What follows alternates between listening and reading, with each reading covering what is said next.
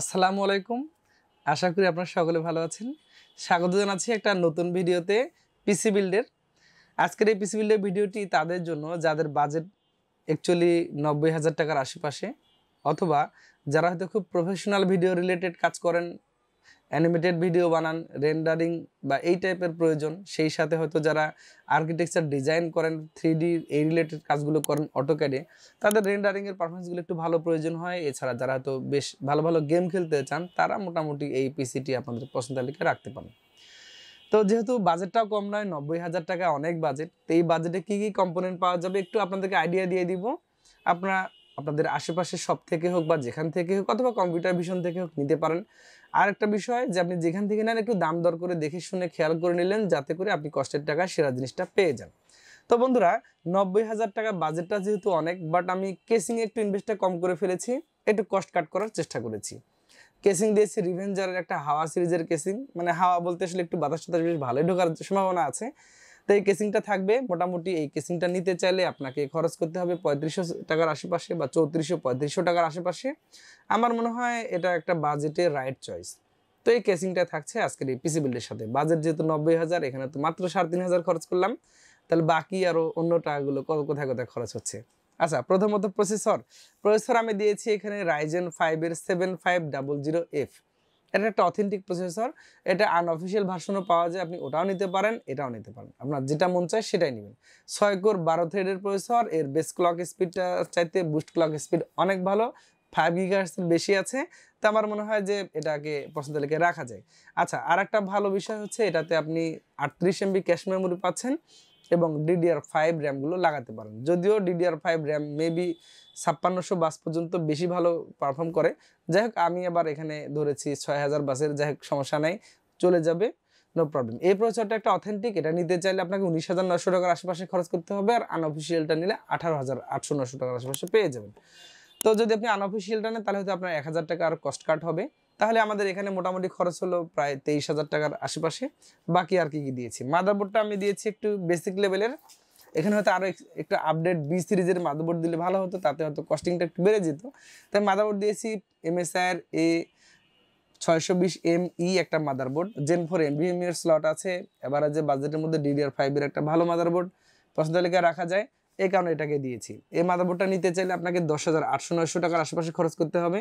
At this moment এটাই ৭,০০০ সিরিজের প্রসেসরের জন্য সবচাইতে কম প্রাইজের মাদারবোর্ড। সামনে হয়তো আরও অনেকে নিয়ে আসবে, তখন হয়তো প্রাইসগুলো কমে যাবে। এখানে আপনি আরও একটু বাজেট বাড়িয়ে ১৩,৫০০ টাকার আশেপাশে MSI আরও একটা ৬৫০B একটা মাদারবোর্ড পাওয়া যায়, সেটা হয়তো নিতে পারেন। সেটা নিলে হয়তো একটু আবার বাজেটটা বেড়ে যাবে। তাহলে আমাদের বাজেট এখানে টোটাল কস্ট প্রায় ৩৪,০০০ অলরেডি হয়ে গেল। আচ্ছা, এরপরে আমি আর কি দিয়েছি, এই প্রসেসরের সাথে একটা ভালো CPU কুলার দেওয়ার চেষ্টা করেছি আমি। থার্মাল রাইটের X120RSE মডেলের একটা হোয়াইট কুলার। তো এই কুলারটা আপনার যখন চালু হবে, চালানোর পর দেখবেন যে একটা হোয়াইট বিল্ডের একটা ভাব চলে আসবে এবং বেশ লুক্রেটিভ একটা CPU কুলার। এটা কিনতে চাইলে ৩৩০০-৩৪০০ টাকার আশেপাশে খরচ করতে হয়, 1 বছর ওয়ারেন্টি আছে। থার্মাল রাইট বাংলাদেশ মার্কেটে খুব ভালোভাবে তাদের কার্যক্রম শুরু করে দিয়েছে। ডিপ কুল বা অন্যান্য যেগুলো আছে তাদের সাথে পাল্লা দিয়ে বেশ ভালো তারা আগানোর চেষ্টা করছে। তো এই কুলিং ফ্যানটা থাকছে এই পিসি বিল্ডের সাথে।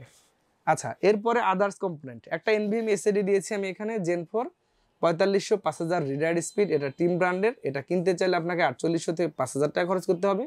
5 ইয়ার্স ওয়ারেন্টি আছে। বাজারে কপি SSDর ভিড়ে একটা অথেন্টিক SSD, কারণ যারা হয়তো স্যামসাং বা আরও বেশি বেশি রিড স্পিড পেতে চান, আনঅফিসিয়াল বা কপিগুলো এসে একেবারে মার্কেট সলাভ হয়ে গিয়েছে।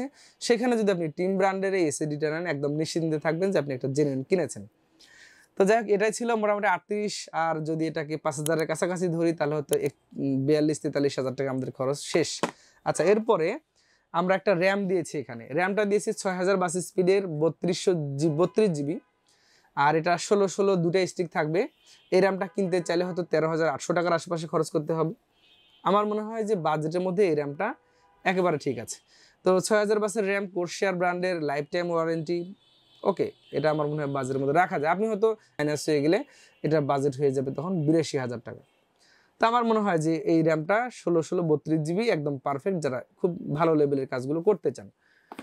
আচ্ছা, এরপরে একটা পাওয়ার সাপ্লাই দিয়েছি আমি। পাওয়ার সাপ্লাইটা একটু ভালো মানের ধরার চেষ্টা করেছি। এটা হচ্ছে কোর্সিয়ার ব্র্যান্ডের আমি যে গ্রাফিক্স কার্ডটা দিয়েছি মিনিমাম এটা দিতে হয় 750 ওয়াট দিলে একটু হয়তো ব্যালেন্স হয়ে যাবে। তো এই পাওয়ার সাপ্লাইটা থাকছে আজকের এই পিসি বিল্ডের সাথে। কোর্সিয়ারের অথেন্টিক পাওয়ার সাপ্লাই, 5 বছর ওয়ারেন্টি আছে, 6300 টাকার আশপাশে এই পাওয়ার সাপ্লাইটা এখনও মার্কেটে পাওয়া যাচ্ছে।